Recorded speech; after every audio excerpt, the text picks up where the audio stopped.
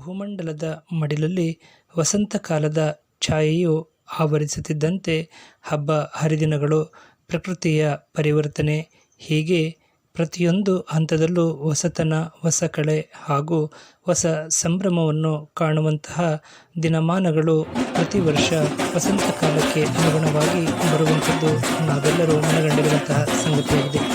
ದಾವಣಗೆರೆ ಜಿಲ್ಲೆಯ ಚನ್ನಗಿರಿ ತಾಲೂಕಿನ ದಾಗಿನಕಟ್ಟೆ ಗ್ರಾಮದಲ್ಲಿ ಸಂಸ್ಥಾಪನೆಗೊಂಡಿರುವಂತಹ ಶ್ರೀ ರಂಗನಾಥ ಸ್ವಾಮಿಯ ರಥೋತ್ಸವವು ಹೋಳಿ ಹುಣ್ಣಿಮೆಯ ಶುಭ ಸಂದರ್ಭದಲ್ಲಿ ಪ್ರತಿ ವರ್ಷದಂತೆ ಈ ವರ್ಷವೂ ಕೂಡ ಗ್ರಾಮದ ಧಾರ್ಮಿಕ ಸಂಪ್ರದಾಯಗಳ ಆಚರಣೆಗಳೊಂದಿಗೆ ಶ್ರದ್ಧಾಭಕ್ತಿಯಿಂದ ನೆರವೇರಿಸಲಾಯಿತು.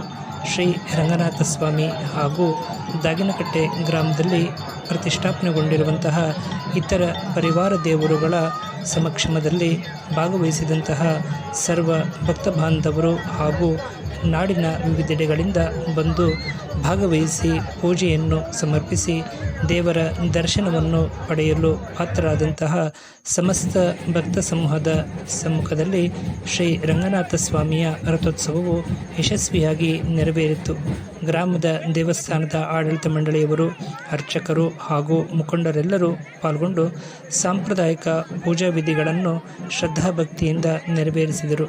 ರಥೋತ್ಸವದ ಶುಭ ಸಂದರ್ಭದಲ್ಲಿ ಭಕ್ತಿಯ ಸೇವೆಯನ್ನು ಸಮರ್ಪಿಸುವಂತಹ ವಿವಿಧ ಜಾನಪದ ಕಲಾ ತಂಡಗಳು ವೀರಗಾಸೆ, ಮಂಗಳವಾದ್ಯ, ಶಂಖಜಾಗಟೆಯ ನಾದ, ಭಕ್ತಿಯ ಉದ್ಘೋಷದ ನಡುವೆ ಅಲಂಕೃತ ಭವ್ಯವಾದ ರಥೋತ್ಸವದಲ್ಲಿ ರಥಶಾಂತಿ ಪೂಜೆಯನ್ನು ನೆರವೇರಿಸುವ ಮೂಲಕ ದೇವರ ಉತ್ಸವ ಮೂರ್ತಿಯನ್ನು ರಥಾರೋಹಣ ಮಾಡಿಸುತ್ತಿದ್ದಂತೆ ಭಾಗವಹಿಸಿದಂತಹ ಸರ್ವ ಭಕ್ತ ಬಾಂಧವರು ಶ್ರೀ ರಂಗನಾಥ ಸ್ವಾಮಿಯ ಭಕ್ತಿಯ ನಾಮಸ್ಮರಣೆ ಕೈಗೊಳ್ಳುವ ಮೂಲಕ ಭಕ್ತಿಯಿಂದ ಉದ್ಘೋಷವನ್ನು ಮೊಳಗಿಸಿದ್ದು ರಥೋತ್ಸವದಲ್ಲಿ ಕೇಳಿಬಂದಂತಹ ಭಕ್ತಿ ಪ್ರಧಾನವಾಗಿರುವಂತಹ ಸಂಗತಿಯಾಗಿದೆ.